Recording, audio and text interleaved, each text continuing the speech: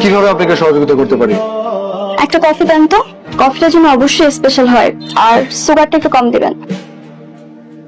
হ্যাঁ মা, বাজান রে, কিস্তির ছাড় বাড়ির উপরে আইসে টাকা নিয়নের লেগা। কিস্তির ছাড়ে কইতাছে আজকে যদি টাকা না দেই তাহলে বাড়ি থেকে নামবো না। হ্যাঁ, আমারও অনেক রাগারাগি করে কথা কইতাছে। তুই যেমনি পারস টাকাটা জোগাড় করে পাঠাই দে না বাপ, আমি কিস্তির টাকাটা দিয়ে দেই। আজকে বিকেলে আমি বেতন পাবো।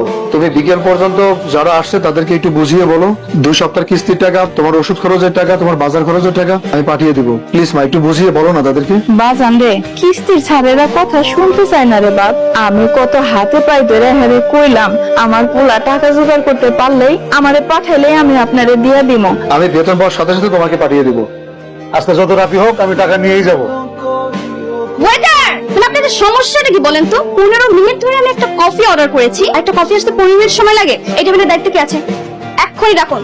রেসপন্সিবল লোকজন যে কোথা থেকে আসে। সরি ম্যাম, একটু লেট হয়ে গেল। একটা কফি নিয়ে আসতে আপনার 15-20 মিনিট সময় লাগলো, আর আপনি বলছেন একটু লেট। মানে আপনার কোনো রেসপন্সিবিলিটি নাই নাকি? ম্যাডাম, বাড়ি থেকে আমার আম্মা ফোন করেছিল, মার সাথে কথা বলতে একটু লেট হয়ে গেছে। এই যে শুনুন, আমার ফেসটা ভালো করে দেখে রাখুন।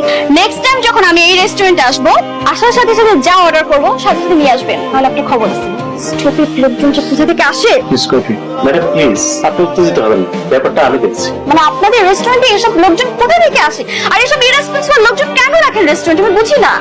এই রেস্টুরেন্টে চাকরি করতে হলে কোনো ফোন ব্যবহার করা যাবে না। কাস্টমার বসে থাকে, তোমরা ফোন নিয়ে ব্যস্ত থাকো। ভাইয়া, বাড়ি থেকে মা ফোন করছিল, মার সাথে কথা বলছে বলে লেট হয়ে গেছে। সরি, আর হবে না। এখানে দাঁড়িয়ে থাকো। ম্যাডাম যা অর্ডার করবে মুহূর্তের মধ্যে হাজির করবে, ঠিক আছে? শুনুন, আমাকে দুটো পাচ্ছি আর একটা বিরিয়ানি পার্সেল দেবেন। জি ম্যাডাম। হ্যাঁ মা, কিস্তির লোকজনকে বুঝিয়ে বলছো তারা কি চলে গেছে? না রে বাজান, যাই নাই, বইসা রইছে। টাকা না দিয়া পর্যন্ত যাইবো না। তা আমি দেখছি কি করা যায়। তুমি আমাকে আধা ঘন্টা সময় দাও।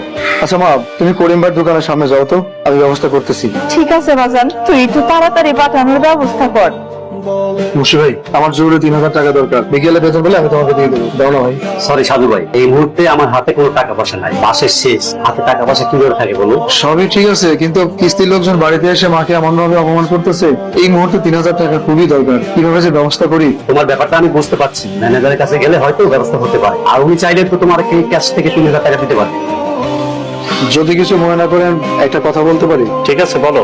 বলছিলাম কি ভাই, আজকে বিকেলে তো আমি বেতন পাবো, কিন্তু বাড়িতে কিস্তির লোকজন এসে মাকে খুব অপমান করতেছে। তাই বলছিলাম ক্যাশে থেকে যদি 3000 টাকা নিয়ে আমাকে দিতেন, আমি বিকাশ করে মাকে পাঠিয়ে দিতাম। আমি বেতন পাওয়ার পরে 3000 টাকা কেটে রাখতেন। ওয়েটার, ওয়েটার, ওয়েটার, মানে এখানে সবাই এত ইরেসপন্সিবল আমি বুঝি না।